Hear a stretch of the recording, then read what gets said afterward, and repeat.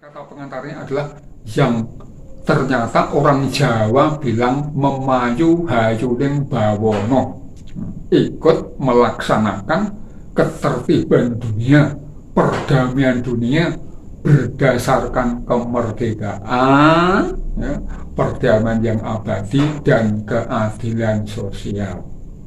Pertama. Yang kedua, setelah itu Allah juga memberikan dua jalan. Yang pertama kali, jalan untuk menuju kepada hidup kekal, hidup dalam kelanggengan, ya, yang tidak batasnya. Yang keduanya adalah jalan menuju suatu kebinasaan. Ya. Manusia semua diberi kebebasan untuk memilih. La ikraha fiddin. Jadi agama itu bukan suatu yang dipaksakan atau keyakinan yang dipaksakan melalui power, pressing, intimidasi maupun teror. Tidak, Islam membebaskan, dibebaskan seluruh umat manusia. Cuma didukung dengan fakta yang teramat jelas bahwa setiap diri akan bertanggung jawab atas perbuatannya sendiri. Kullu nafsin bima kasabat rohinatu. Nih. Jadi manusia setelah diberi kebebasan, supaya kita itu tidak salah dalam memilih jalan, maka Allah menyatakan kasih sayangnya kepada kita semua, sehingga Dia memberikan dinul haq, dinul qayyim, dinul Islam, supaya orang yang menjalankan agama itu atau cara-cara Islam itu tentunya akan mendapatkan kebaikan hidup di dunia dan di akhirat.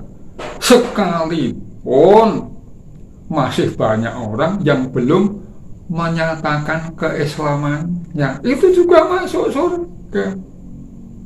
Di dalam surat Al-Baqarah 62. Jadi orang-orang beriman, orang-orang Yahudi, Nasrani, orang kepercayaan yang tetap man amana billahi wa yaumil akhiri wa amilan solihan falahum ajrahum inda rabbihim lahum khaufun alaihim wa lahum yahyanun. Asal tetap beriman kepada Allah, kepada hari akhir, dan berbuat baik, ya, mereka akan mendapat pahala dari sisi Tuhannya. Mereka tidak rasa khawatir dan takut, dan tidak pula mereka bersedih hati. Jadi di sini ajaran Islam itu memuat, ya, seluruh kehidupan dan persoalan manusia. Jadi seluruh manusia alam semesta telah dikontrol oleh Al-Quran. By Al-Quran to be control, dikontrol. Karena ajaran Islam mempunyai karakter yang paling istimewa. Kesempurnaan ajarannya meliputi sisi-sisi kehidupan manusia yang tidak setitik, seiota, seatom, sefoton pun yang lepas dari kontrol tersebut. Ini perlu hati-hati. Jadi ada persoalan Islam siap menyelesaikan dengan berbagai solusi. Kalau ada pertanyaan, Islam siap menjawab, sudah dipersiapkan ribuan jawaban. Kalau Anda mendapat permintaan, Islam sudah menyiapkan berbagai berjuta-juta apa yang diminta oleh umatnya. Disinilah. Dan seterusnya Islam juga mengatur hubungan antara manusia dan Allah, hablimunallah, dalam bentuk peribadatan. Tauhid, agama di sini jelas, ya, adanya hubungan antara manusia dan kekuatan yang maha gaib, Allah Subhanahu, yang harus diyakini. Sadaqallahu al-azim, maha benar Allah dengan segala firman-Nya. Jadi firman itu benar, realita, bisa dibuktikan, ranahnya sudah masuk logika, salah dan benar. Kalau orang Jawa bilang manunggaling kawula Gusti berakhlak kepada Allah Subhanahu wa Ta'ala. Selain itu juga mengatur hubungan antara manusia dan sesama yang lain. Habliminanas memayu hayuning musolan bangsa dalam bentuk muamalah. Disinilah ketiga-tiganya ini akan kami bahas yang pertama kali, yaitu memayu hayuning bawono. Bagaimana tokoh-tokoh Islam, para cendekiawan Muslim, intelektual Muslim, ilmuwan Muslim yang memberikan kontribusi membentuk suatu undang-undang dasar. Di dalam alinea 4 itu ada kata-kata memajukan kesejahteraan umum, mencerdaskan kehidupan bangsa, ikut melaksanakan ketertiban dunia berdasarkan kemerdekaan, perdamaian abadi, dan keadilan sosial. Nah, memayu hayuning bawono ini sebagai kita, khususnya orang Jawa, mungkin seluruh umat manusia sama, cuman tata caranya berbeda dalam mengatakannya. Jadi di sini seluruh sikap perbuatan kita hanya untuk mewujudkan supaya dunia itu selamat, bahagia, sejahtera. Supaya sejahtera, dunia itu supaya sejahtera.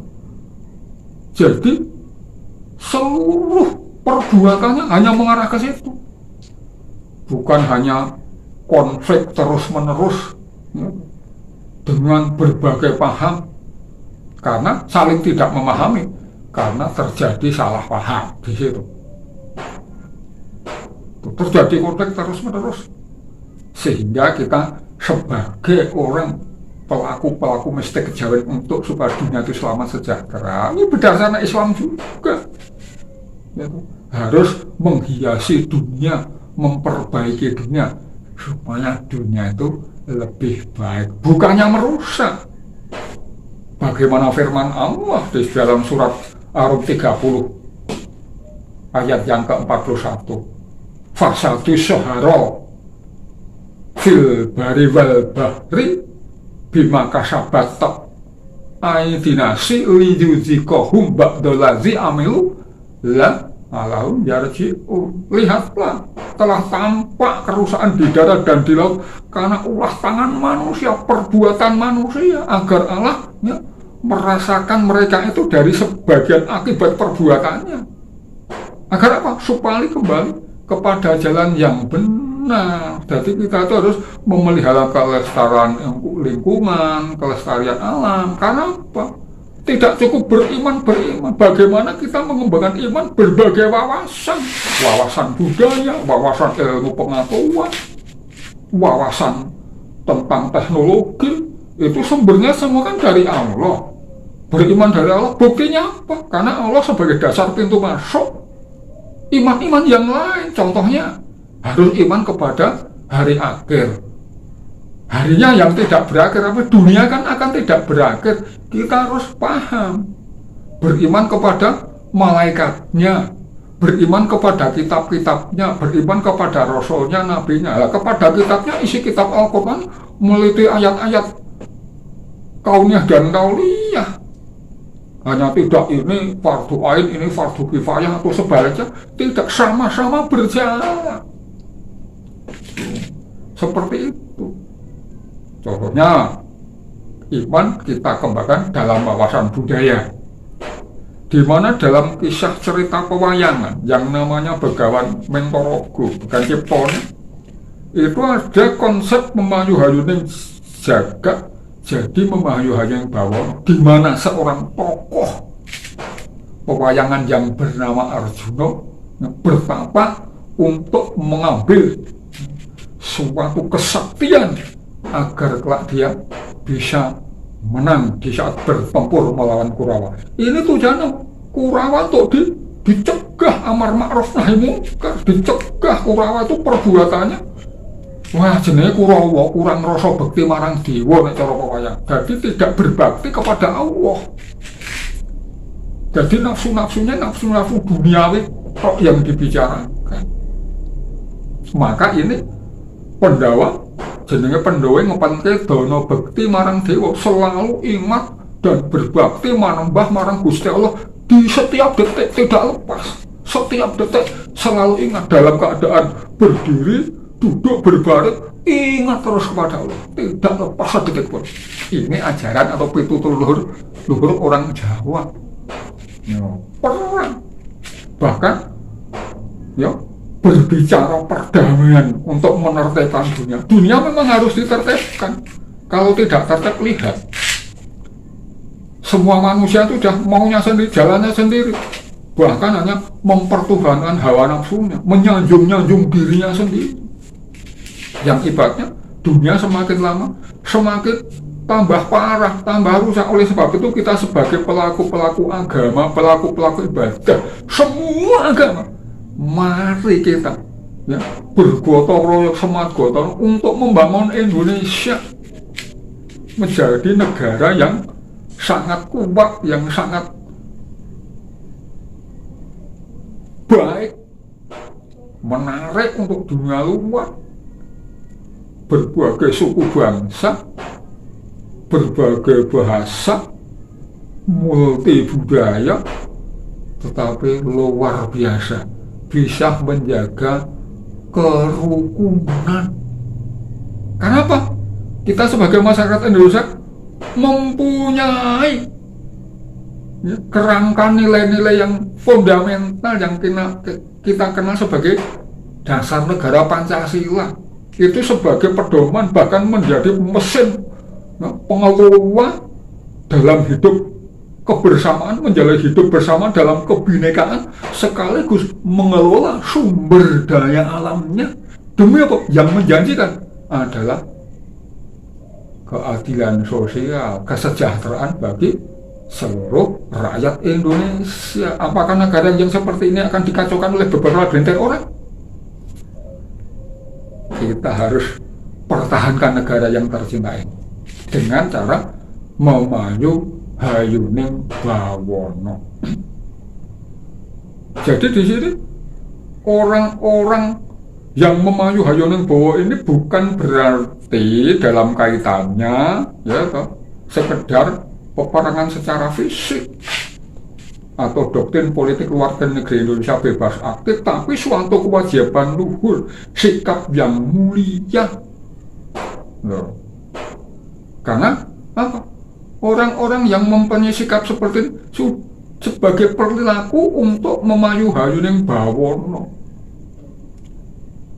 Nah, maka di dalam masyarakat Jawa, kehidupan, ketentraman, kebahagiaan itu suatu yang sangat didamba-dambakan, yang teruji dan terukur di saat janturan atau penuturan oleh Ki Dalang, yaitu dalam adegan pembukaan wayang kulit yang dinamakan Indonesia itu Panjang Punjung, ya.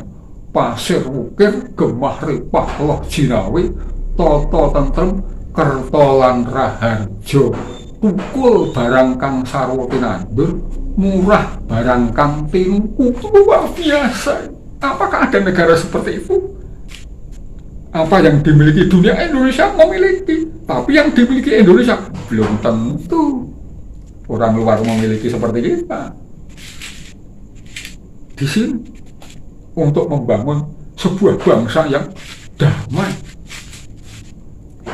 bukan kita terus memayu hayuning bawono hanya sekedar di lingkupnya sendiri, tidak, tapi kalau bisa ya seluruh dunia. Karena apa? Dunia yang diciptakan Allah ini ya merupakan ayat-ayat Allah, tanda-tanda Allah. Alam itu alamat, ngalamatun bahasa Arabnya. Alamatnya Allah ya di seluruh alam semesta ini. Karena apa? Dimana kemanapun wajah menghadap, disitulah wajah Allah. Jadi harus kita memahami benar-benar paham tentang Islam. Karena apa? Islam itu agama yang luar biasa. Ini agama ilmu tingkat tinggi. Jadi berpikir tingkat tinggi, berpikir tentang agama. Tapi yang berpikir cerdas itu ayo diskusi, menelaah, adu gagasan yang positif tentang ayat-ayat Allah. Ketiga kalinya berpikir biasa, itu suka menceritakan keadaan orang. Wah, kayak baru tuku mobil, wah kayak baru tuku duit dodolan sawah boleh wato. Itu berpikir biasa. Tapi yang berpikir yang terakhir, wah berpikir yang sangat bodoh sekali yang terakhir, karena suka menceritakan kekurangan, keburukan orang lain yang namanya ghibah. Kalau benar pun, nah itu ghibah. Kalau keliru itu fitnah. Nah ini harus kita jaga mulut kita tuh, kita jaga. Jangan sampai berbicara itu menyinggung orang lain. Nah di sini untuk menyelamatkan dunia itu sebagian serangkaian laku mistik yang menuju ke arah kesucian dunia, yang berbicara jikalau kita belum bisa membersihkan dunia ini, berbuat kebajikan kepada sesama.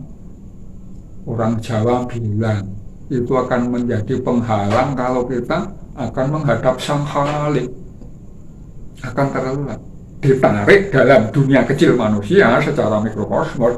Kalau kita belum mampu membersihkan kotoran-kotoran hidup kita ini, hidup manusia ini yang kotor ini, yang penuh dosa ini, itulah nanti kita akan bisa tidak sampai kepada Sang Maha Kuasa. Kita tidak kembali ke sana, mau kemana lagi kalau nggak ke sana?